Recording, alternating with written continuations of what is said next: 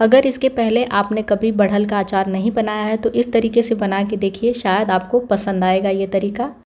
चलिए आज बनाते हैं बढ़ल का अचार। हमारे तरफ तो इसको बढ़ल या फिर बढ़र ही कहा जाता है।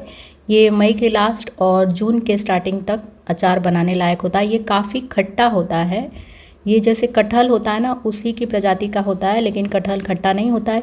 ये काफ़ी खट्टा होता है, तो इसका अचार काफ़ी टेस्टी बन के तैयार होता है। जो बढ़ल हरे रंग के होते हैं वो कच्चे होते हैं, और जैसे ही बढ़ल पीले होने लगते हैं तो वो पकने लगते हैं। यानी जून के लास्ट और जुलाई के स्टार्टिंग में ये बढ़ल पकने लगते हैं, और पकने के बाद ये थोड़े खट्टे मीठे लगते हैं। तो जब ये कच्चे रहे ना, तभी इनसे अचार बना लेना चाहिए। तो अभी ये बढ़ल काफ़ी कच्चे हैं। ताज़े होने के कारण ये बहुत ही थोड़े से कड़े भी हैं, तो छीलने में थोड़ी दिक्कत हो रही है। तो यहाँ पर मैं आधा किलो के लगभग बढ़ल छील लूँगी। ये बढ़ल मार्केट में तो बहुत कम ही मिलते हैं। ये किसी के भी पेड़ पे होते हैं, तो वहाँ से हम मांग के काम चला लेते हैं। तो मैंने 1 किलो के करीब मांगा था। तो आधे किलो से मैं सिरका बनाऊंगी और आधे किलो से अचार बनाऊंगी। ये थोड़ा सा उबड़ खाबड़ होता है, तो छीलने में थोड़ी दिक्कत होती है। तो थोड़ा सा हम जो बचा हुआ भाग है उसको काटने के बाद छीलेंगे। और इसमें से थोड़ा सा चिपचिपा सा लिसलिसा सा कुछ निकलता है जो हाथ में चिपकता है।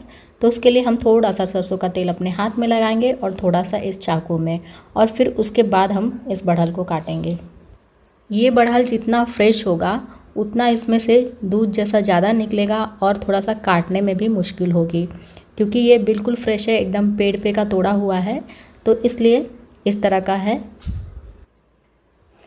और ये देखिए, काटने के बाद ये बीच में से इस तरह से दिखता है। तो देख सकते हैं आप, ये थोड़ी कटहल की तरह से ही दिख रहा है। जैसे कटहल को हम काटते हैं तो बीच में से बीज दिखाई देता है, बिल्कुल उसी तरह से। अगर बीज बहुत कड़े हो तो निकाल दीजिए, और बहुत कड़े ना हो तो बीज निकालने की कोई ज़रूरत नहीं है। ये बीज ना बहुत कड़े हैं ना बहुत नरम है, बीज वाले हैं, तो मैं बना ले रही हूँ, बीज नहीं निकाल रही हूँ। अगर आपके बढ़ल में बहुत ज़्यादा कड़े बीज हो, मोटे वाले, तो उसको निकाल के बनाइए। और अब इसे अपने मनपसंद आकार में काट लेना है। जितना छोटा बड़ा पीस आपको रखना है उस हिसाब से इसको काट लीजिए। वैसे तो बढ़ल के अचार को जब बढ़ल एकदम छोटा छोटा रहे, एकदम नरम रहे, तभी बना लेना चाहिए। मुझे ये मिल ही नहीं पाया, इसलिए थोड़ा सा लेट हो गया। अगर इससे नरम वाले से अगर आप अचार बनाते हैं ना, तो वो और भी अच्छा अचार आपके बनके तैयार होता है। यहाँ पर मैंने आधा किलो के करीब बढ़ल काट लिया है। अब इसमें थोड़ा सा हल्दी पाउडर और नमक अच्छी तरह से मिलाकर 5 से 6 घंटे की अच्छी धूप दिखा देनी है। और अच्छी धूप दिखाने के बाद हम इसका अचार बनाएंगे। जब तक हमारा बढ़ल सूख रहा है धूप में, तब तक हम अचार का मसाला तैयार कर लेंगे। ये अचार का मसाला मैंने 2 दिन पहले ही बना लिया था। तो मसाले में आप देख लीजिए, यहाँ पर आधा छोटा चम्मच मेथी का दाना है, 2 चम्मच सौंफ है, और 2 चम्मच जीरा है, और इसी चम्मच से 2 चम्मच धनिया के बीज भी मैंने लिए हुए हैं। और अब इन मसालों को धीमी आंच पर हल्का हल्का भून लेंगे, धीमी से मध्यम आंच रखकर। और जैसे ही मोटे मसाले हल्के से भून जाए, तो अब इसमें आधा छोटा चम्मच के करीब अजवाइन डाल देनी है, और आधा छोटा चम्मच के करीब मंगरेल डाल देना है, और इसे भी हल्का सा भून लेना है। जैसे ही सारे मसाले अच्छी तरह से भून जाए तो गैस को बंद करिए। और अब हम इसमें डालेंगे स्वाद के अनुसार खड़ी लाल मिर्च और 4 चम्मच सरसों के दाने। अभी हमारी कढ़ाई हल्की गर्म है, तो अच्छी तरह से मसालों को चला देंगे। सारे मसाले एक साथ कुरकुरे हो जाएंगे। अब इन्हें मिक्सी के जार में डालकर दरदरा पीस लेना है। तो ये पूरा मसाला 1 किलो अचार के लिए तैयार होगा। तो मुझे और भी अचार बनाना था, इसलिए मैंने पहले से ये मसाले तैयार करके रख लिए हैं। और इसी मसाले से मैं अपने बढ़र का अचार भी बना लूँगी। तो बढ़र को मैंने 4 घंटे की धूप दिखा दी है। पानी इसमें का अच्छी तरह से निकल चुका है। अब इसमें आवश्यकता अनुसार मसाले मिला देने हैं। तो यहाँ पर मैं 4 से 5 चम्मच के करीब मसाला मिला रही हूँ।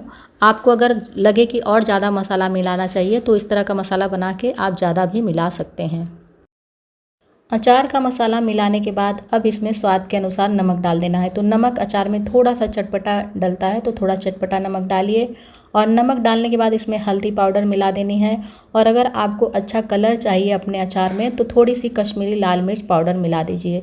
तो यहाँ पर 1.5 से 2 चम्मच के करीब मैंने कश्मीरी लाल मिर्च पाउडर का इस्तेमाल किया है। ये तीखी नहीं होती है, कलर बढ़िया देती है। और इसी के साथ मैंने यहाँ पर थोड़ा सा सरसों का तेल को अच्छी तरह से गर्म कर लिया है। जब तेल अच्छा गर्म हो जाए तब इसे अचार में डालना है। इससे अचार बहुत जल्दी गलता भी है और सरसों के तेल का कच्चापन भी निकल जाता है। हमारे अचार में बस हींग की कमी रह गई थी, तो 2 चुटकी के करीब मैंने इसमें हींग भी डाल दिया है। ये गया हमारा हींग। हींग डालने के बाद जो सरसों का तेल हमने गरम करके रखा था अच्छी तरह से, उसे भी ऊपर से डाल देना है। जब सरसों का तेल हम गरम डालते हैं ना, तो इसमें आधे अचार जो हमारे वैसे ही पक जाते हैं और अचार जल्दी से गल भी जाते हैं। तेल डालने के बाद अच्छी तरह से अचार में तेल मसाले मिला देने हैं बड़हर के साथ। और अच्छी तरह से मिलाने के बाद अब इसे आप 1 दिन की अच्छी धूप दिखाइए। अचार हमेशा धूप में बनाइए। बिना धूप में बनाए हुए अचार जल्दी ख़राब होते हैं, गलते भी नहीं हैं और खाने में भी उतने टेस्टी नहीं होते हैं। तो जब भी आप अचार बनाइए तो कोशिश करिए कि अच्छी धूप लगाइए। ये अचार मैं तुरंत खाने के लिए बना रही हूँ। तो गरम खौलता हुआ तेल डालेंगे ना तो बहुत जल्दी से अचार गल जाता है और 2 ही 4 दिन में खाने लायक हो जाता है। अगर आप लंबे समय के लिए अचार बना रहे हैं तो खौलता हुआ तेल अचार में ना डालिए। तेल को गरम करके फिर उसे हल्का ठंडा कर लीजिए, फिर उसके बाद अचार में मिलाइए। लेकिन ये अचार मैं तुरंत के लिए बना रही हूँ, तो तुरंत के लिए यदि आप कोई अचार बनाना चाहते हैं तो खौलता तेल डाल के बना लीजिए। उससे अचार जल्दी गलेगा और जल्दी खाने के लायक हो जाएगा। वैसे भी ये अचार आधा किलो है, तो आधा किलो अचार मुश्किल से 1 महीना ही चलेगा। अब इसे हम 1 दिन की धूप दिखाएंगे। इस तरह से छन्नी रख देंगे या फिर कोई भी साफ़ सूती कपड़ा रख के, ताकि धूल गर्दा ना उसमें पड़े।